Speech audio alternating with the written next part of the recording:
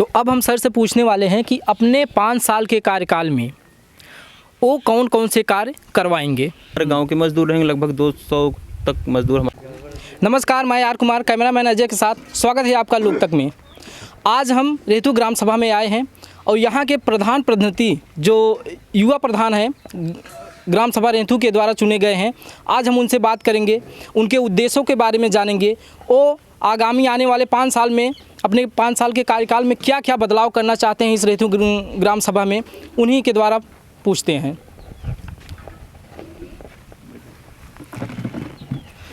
तो सर, सबसे पहले आप अपना परिचय दीजिए। मेरा नाम समित कुमार है, मैं इस ग्राम सभा के प्रधान हूं और मैं आप सभी लोगों को हार्दिक स्वागत एवं अभिनंदन करता हूं, और अपनी तरफ से और अपनी ग्राम सभा की तरफ से। ठीक।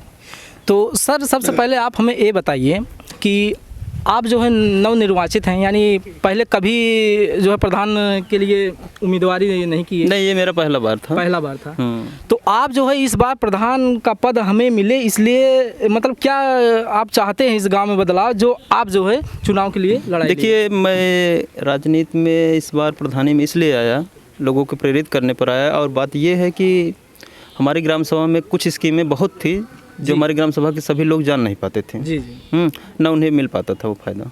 तो मेरा काम यही है कि जो सरकार की स्कीम होगी मैं अपनी ग्राम सभा में लाएं और लोगों को जो पात्र हैं उन्हें दिलाएं। ठीक। तो आप हमें ये बताइए सबसे पहले कि आपके कुछ ऐसे क्षेत्र हैं, मतलब ऐसे आप क्षेत्र चुने होंगे जिस पर आप अपना ज़्यादा से ज़्यादा जोर देंगे उस क्षेत्र पर, तो वो कौन सा ऐसे क्षेत्र? देखिए, क्षेत्र तो हमारे यहाँ जितने ग्राम सभा हैं, हमारी ग्राम सभा भाई हमारा क्षेत्र सब कुछ है। हाँ जी, हाँ, सभी है। हाँ, तो बात ये है कि हमारे ग्राम सभा में जो क्षेत्र क्या, हमारी ग्राम सभा में जो व्यक्ति सरकार की स्कीम पाने का पात्र है जी, उसको हर स्कीम को फ़ायदा दिलाने की, यानी गांव के जितने भी लोग हैं सरकार द्वारा जो भी योजनाएं आएंगी उसको जो है लोगों तक पहुंचाएंगे, यानी उसके जो पात्र हैं इनको जो है 100% वो योजनाएं उनको मिले, ऐसा इनका प्रयास रहेगा। तो अब हम सर से पूछने वाले हैं कि अपने 5 साल के कार्यकाल में वो कौन कौन से कार्य करवाएंगे।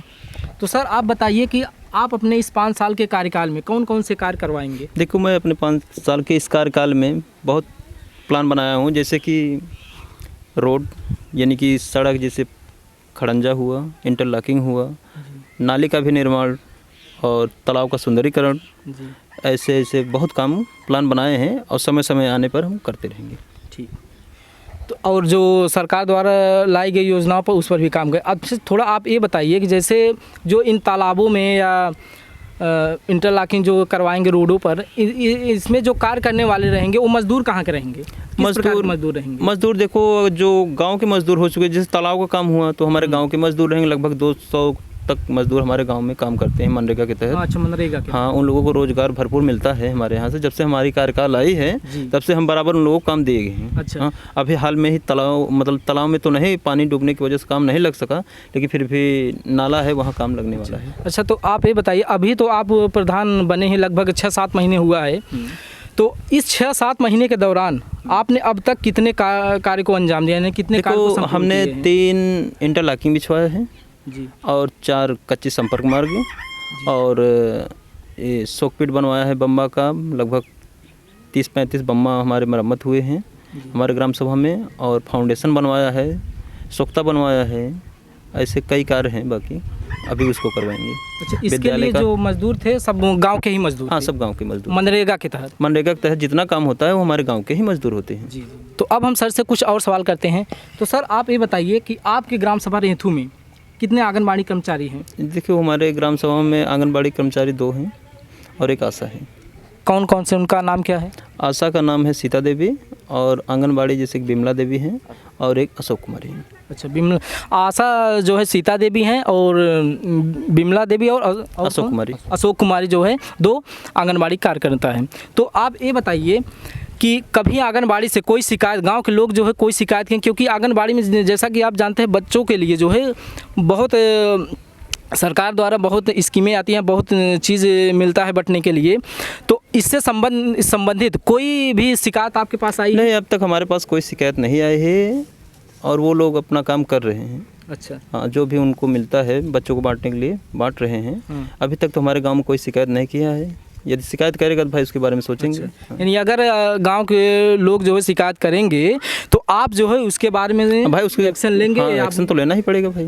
अच्छा। हाँ। तो अगला प्रश्न ये है कि आप ये बताइए कि आपके गांव में जो राशन कार्ड धारक हैं उनको गल्ला कौन देता है? उनका कोटेदार देता है भाई। तो कितने कोटेदार हैं? हमारे यहाँ 2 कोटेदार हैं, एक राकेश यादव है और एक रामस। जैसा कि आप लोग जानते हैं कि गांव के जो कोटा धारक होते हैं उनको लेकर लोगों में कुछ न कुछ शिकायतें रहती हैं। तो अब हम आपसे ये पूछना चाहते हैं, क्या आपके गांव में कभी लोग जो है कोटा धारक को लेकर कोई शिकायत किए हैं? नहीं, ऐसा कोई शिकायत नहीं आया है। जो भी हमारे यहाँ के कोटेदार हैं दोनों लोगों अपना बखूबी से काम कर रहे हैं, बढ़िया तरीके से। अच्छा। जनता उससे खुश है। अच्छा, जनता जो है दोनों कोटेदारों से जो है जनता खुश है, कभी कोई भी किसी भी प्रकार की शिकायत इनके पास नहीं आई। अगर भविष्य में कोई शिकायत आएगी तो उस पर आप क्या? देखिए, अगर भविष्य में अगर जनता खिलाफ अगर कोई भी घपलाबाजी किया जाएगा तो उनके खिलाफ सख्त कार्रवाई की जाएगी। अच्छा, तो ये बातें हुई। तो अब हम आपसे एक अगला प्रश्न पूछने वाले हैं कि आपके गांव में जल निगम है? हाँ, हमारे गांव में जल निगम टंकी है। तो उसकी सप्लाई कहाँ तक है, कितने गांव में है? उसकी सप्लाई देखो पहले तो दूर दूर तक थी, लेकिन अब धीरे धीरे हर गांव में ही टंकी का पास हो गया है, जल निगम टंकी का। लगभग अपने गांव में हो रही है सप्लाई इसका। ठीक। तो जल निगम की भी सप्लाई है, तो जल निगम की सप्लाई किस प्रकार से हो रही, कैसे नहीं, पानी समय से आता है कि नहीं आता, ये तो वहाँ के ऑपरेटर से हम पूछेंगे। रेतु ग्राम सभा के जो प्रधान हैं इनके सहयोगी यानी सदस्यों के बारे में थोड़ा बात कर लें। तो सर आप बताइए कि इस ग्राम सभा में कितने सदस्य हैं? हमारे ग्राम सभा में 13 सदस्य हैं। तो कुछ सदस्यों के नाम और जो है उनके थोड़ा विभाग के बारे में बता दीजिए। जैसे कि प्रशासनिक समिति में जैसे हैं हमारे ओम प्रकाश, केतन कुमार और मनोज कुमार पटेल। ये थोड़ा इनका विभाग भी अगर बता देते तो और अच्छा रहता। जैसे ये मनोज कुमार हैं, एक गोविंद है, ये विद्यालय प्रबंधक। ग्राम सभा रेंथू के जो मुख्य सचिव हैं उनके बारे में थोड़ा बताइए आप। ग्राम सभा रेंथू के जो मुख्य सचिव है वो हमारे यहाँ के गुलाब चंद्र यादव हैं और एक लेखपाल जो हैं वो सुरेंद्र कुमार भारती हैं। अच्छा। तो एक चीज़ ये बताइए आप कि जैसे गांव में जो है मनरेगा का जो कार्य होता है वो बहुत ही इम्पोर्टेंट होता है, तो आपके जो मनरेगा सचिव हैं वो कौन हैं? अखिलेश कुमार पटेल। अच्छा, मनरेगा सचिव अखिलेश कुमार पटेल जी हैं। तो सर आपका बहुत बहुत धन्यवाद जो रेतु ग्राम सभा को पूरी जानकारी दिए और अपने उद्देश्य को बताएं जिस पर आप जो है 5 साल कार्य करेंगे। बहुत बहुत धन्यवाद।